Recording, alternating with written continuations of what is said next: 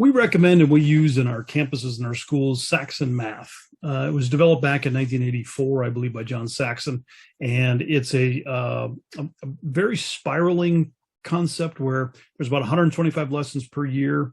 The year that you're in, you do about a third of a year of review of the prior year, so you're kind of constantly anchoring these ideas and standards, because as we know, math, one function builds upon another. So what Saxon has done is be able to really tie that through. So as you do a unit, and there's 125 in a year, so roughly just shy of a full school year, then realize you're going to see the same things over and over and over. So let me show you what that looks like in action. So starting with the younger grades, a lot of the activities are manipulative-based, hands-on, math walls, which is a meeting every morning where you kind of go through a number of things on dates and times and how math actually looks in person, and then worksheets that drive through that.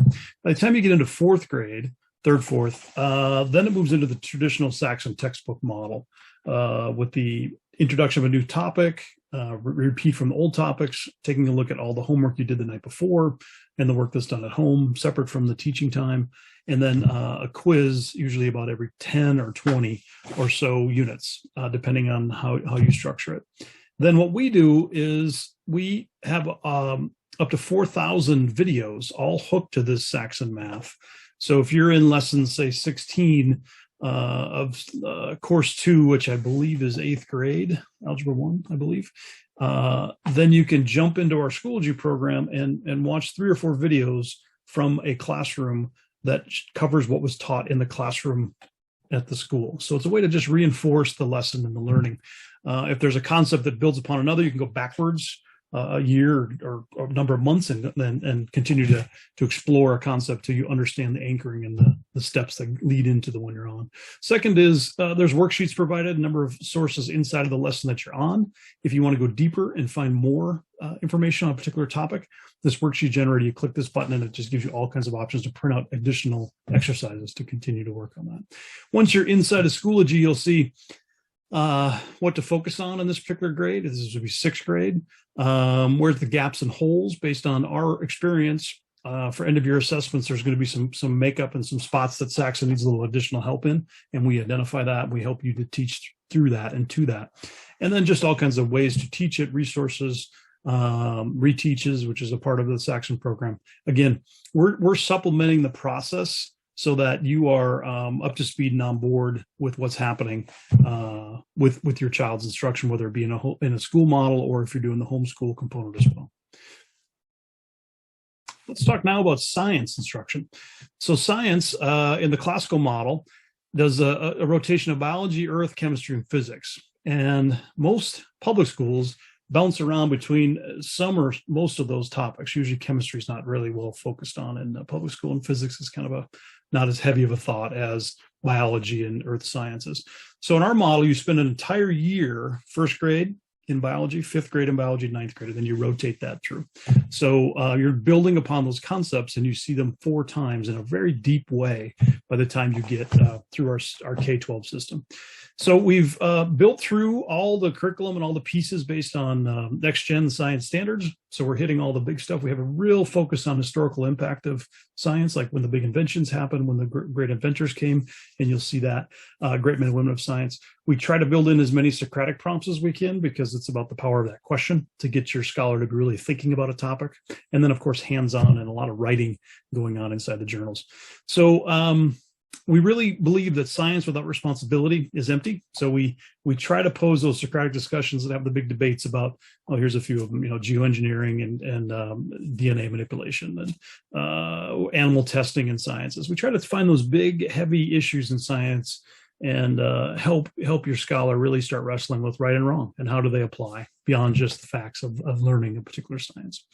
So just like the history cards that we've been sharing, the science cards, they're a little different colored on the edges. They're green. Again, here's the month and the year that they're taught. Here's that consistent theme we have on values and virtues. So in that particular month, we're covering silence and order through the whole system. And then it's the same pattern on each of these curriculum cards. Big debates and questions, keywords and terms, and then some of the things that you'll be learning in this particular unit. and then of course the breakthroughs, inventions, and then the great scientists that are under that topic. So if we're doing simple machines, Henry Ford, of course, with the assembly line process, a great way to have that connection back and forth with Henry Ford. So this is the generic way we lay this out.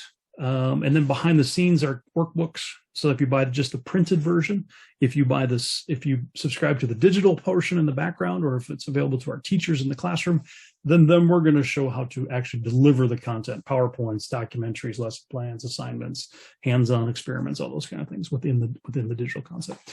Here's a little bit more, a couple different cards. You can see we try to rotate at different times. We try to go back as far as we can. We try to look at the major inventions and breakthroughs and introduce the scholars to all the big, like the Boyle's Law, theory of relativity, on and on and on. So really, we're trying to show how science in action looks and what that means.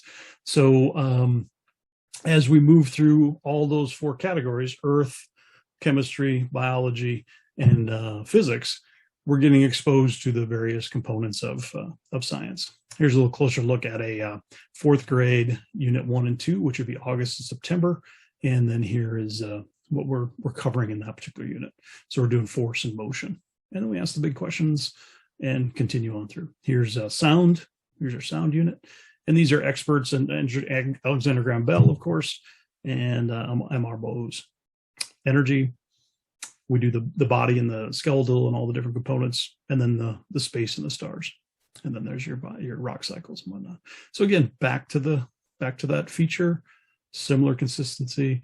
This can be taught as is with just the print material, with a little bit of research and a little bit of direction as to what you find is important to be covered. Or if you have the digital subscription, we're going to walk you through right through what that looks like. There it is. So that's your math and science program in a classical school.